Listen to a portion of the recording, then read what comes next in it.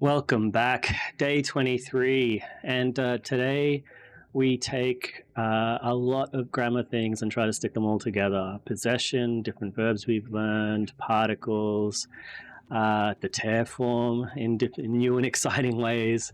So there's a lot in today's one. So let's get to it. Every time. Okay, it's starting to run slow. This is probably going to be our last conversation in this chat.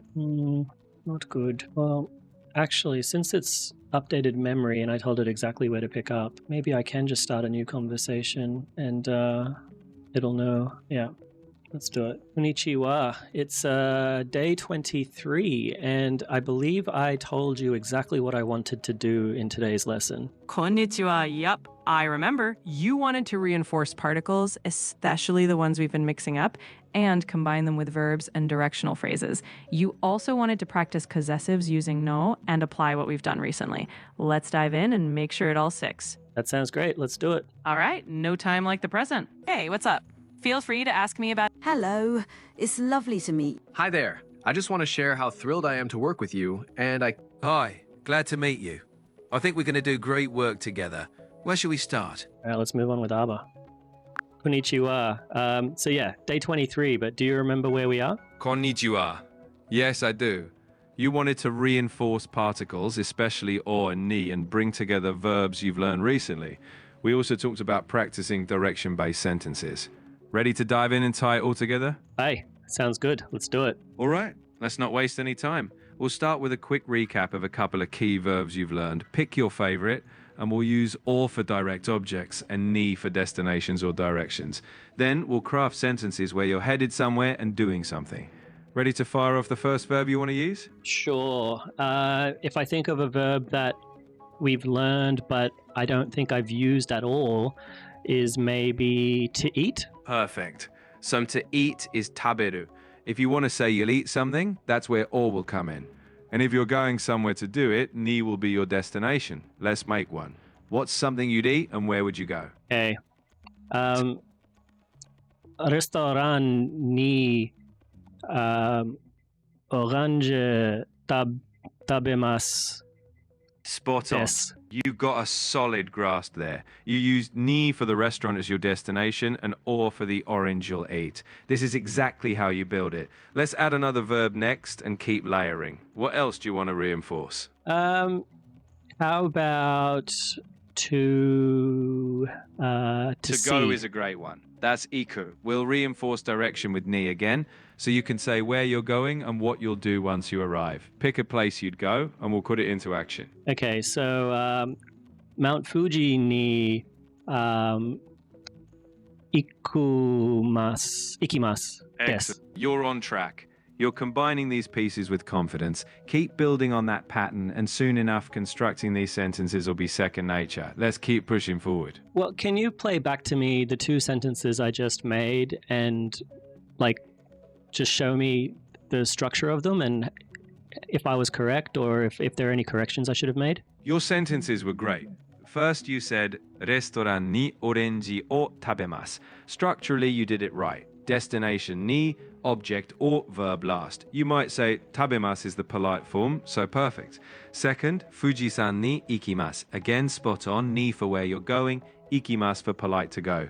No corrections needed. Just keep practicing with more scenarios. Okay, so Fuji-san means Mount Fuji? Exactly. Fuji-san is how you'd refer to Mount Fuji in Japanese. The san is a respectful suffix for mountains. So when you say Fuji-san, you're honoring the majestic mountain. Is san a suffix I should use for other things as well? Because I remember the Karate Kid movies, it was always Daniel-san. Good memory. So san is broadly polite for people like Mr. or Ms., but not for everything. For a mountain, yes, but not for objects or animals. For a person, it's respectful. Daniel-san was a nod to that, though in real life you wouldn't use it for yourself. It's a polite marker for others. Is that gender specific, or would you say san for any gender? San is totally gender neutral. You can use it for anyone, regardless of gender. It's just a polite and respectful suffix across the board. Okay, are there any other suffixes or suffices that I should think about as well? Absolutely. There are quite a few. For example, kun is often used for boys or young men in casual contexts. Chan is an affectionate or diminutive suffix, often for children or close friends. For professionals, sensei is used, like for teachers or doctors. And sama is a very respectful, almost reverential form, like you'd see in customer service. Each one has its own nuance, so you'll pick them up as you go. Okay.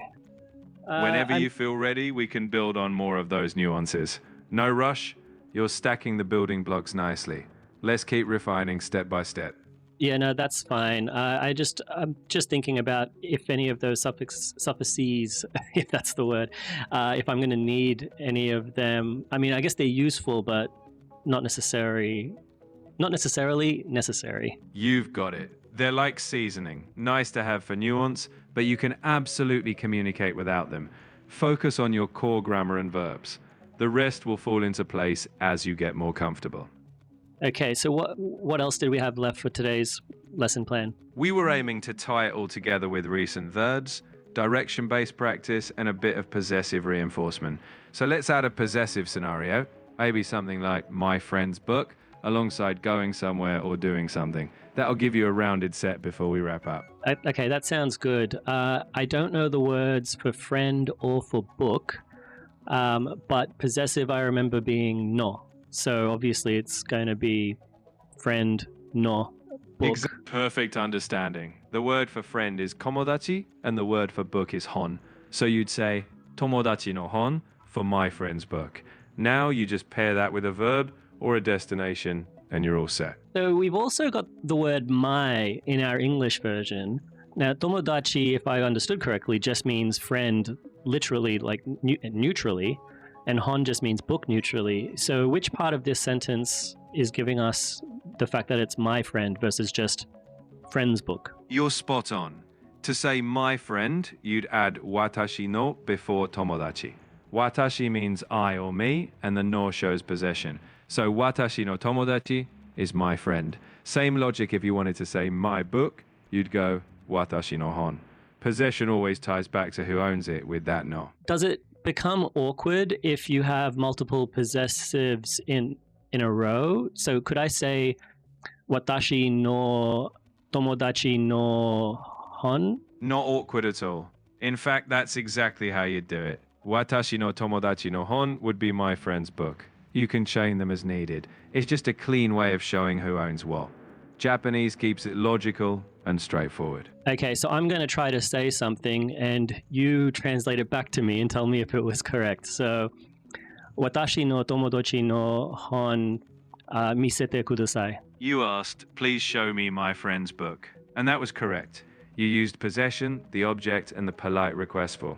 Well done. No twigs needed. Okay, great. What's next? Next, we'll up the complexity. We can practice combining multiple elements like directions, actions, and possessives into one longer sentence. We'll also keep layering verbs you've learned so it's more natural.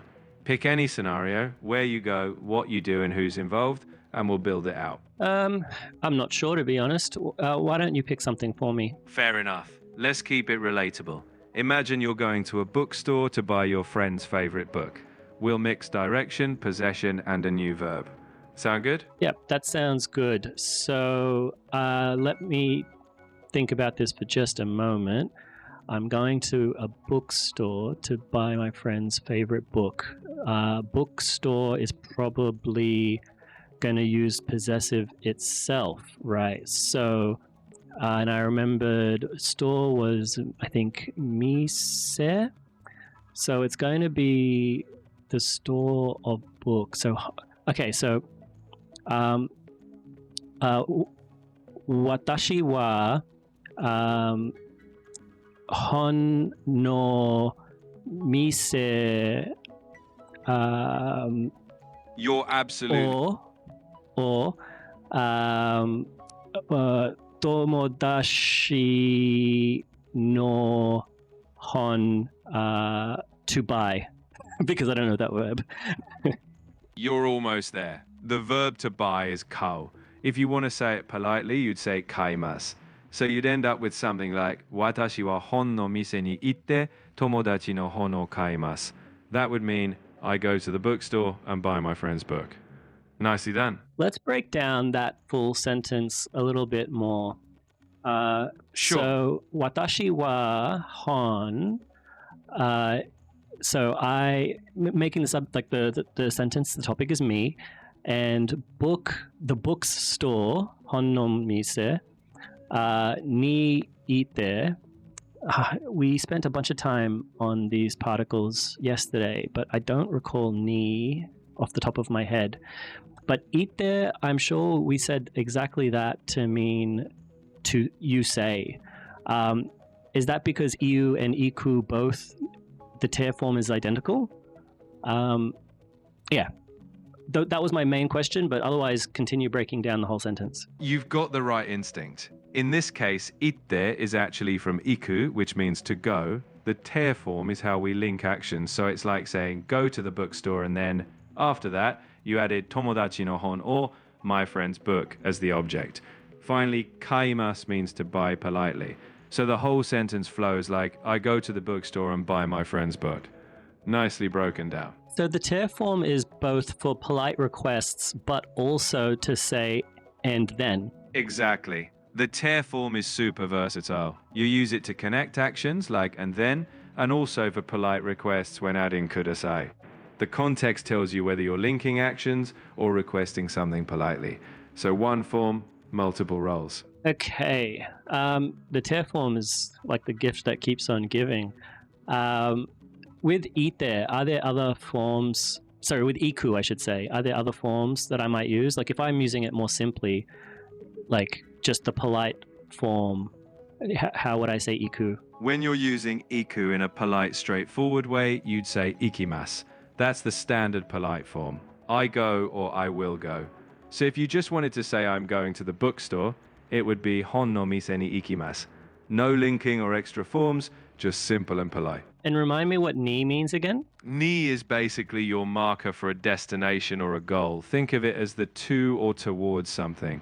So when you say hon no mise ni, you're saying to the bookstore. It's crucial whenever you're indicating where you're headed or the direction something's going. I'm a little annoyed with myself for forgetting that because I think I used the word ni in one of the first sentences we did in today's lesson and forgot it somewhere, but during this lesson. Hey, no worries at all. That's part of the process. You're juggling a lot of new pieces. Each time you recall it, you're reinforcing it. So forgetting once, that's just a step towards locking it in. Hey, that reminds me of a catchphrase I invented about a week ago. I was gonna every mistake is a step closer or something like that. That's a solid mindset. Honestly, it's true. Each stumble is just refining your process. Keep that attitude and you'll be unstoppable. Okay, so we've only got like a minute or so left.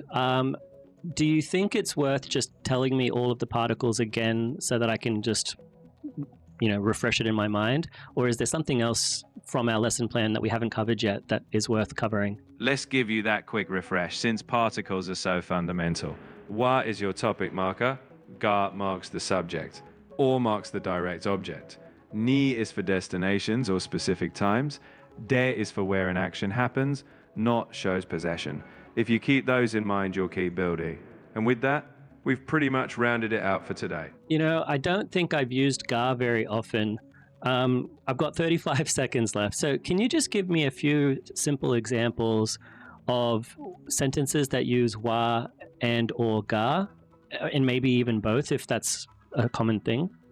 Just so I can understand when I should, or start to understand when I should use wa and when I should use ga. Sure. If you say watashi wa nihonjin desu, you mean as for me, I'm Japanese, focusing on you as the topic.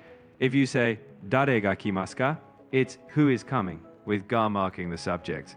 They can appear together too, like watashi wa dare ga kimasu ka, as for me, who is coming, shifting focus. In time, you'll naturally feel when each fits. So watashi wa dare ga kimasu ka, as for me, who is coming, is like the literal translation.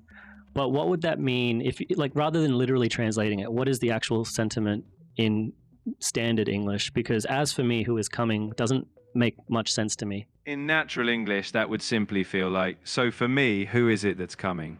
It's as if you're framing the question around yourself. When it comes to me, who's the one arriving? It gives a slight nuance that you're asking from your perspective.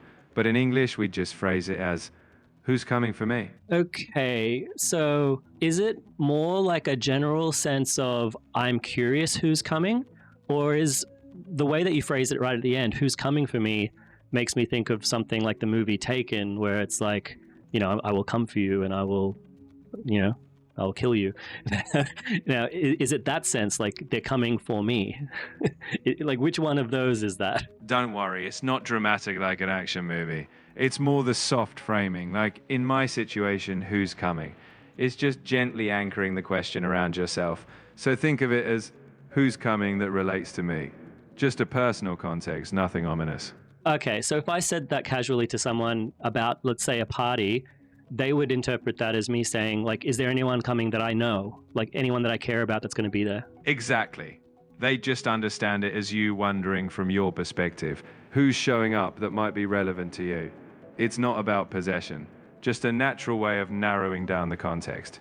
In short, for me, who's coming is casual and normal. That's great. Okay, that's great. As opposed to if I just asked who's coming, I would literally be asking for a guest list. Exactly. Without that subtle framing, it's just a neutral, broad who's coming, like asking for the guest list. Adding that personal context just makes it about your circle. All right, that's finally starting to make some sense to me. どうもありがとうございます。と、またね。Yogatta. I'm glad it's clicking into place. どういたしまして。またね. Thanks so much again for watching, everyone. I'm really starting to feel the shift now. It's less and less collecting phrases and more building sentences. So, yeah, it's getting fun. I hope you're enjoying it too. Until tomorrow. Mata ne.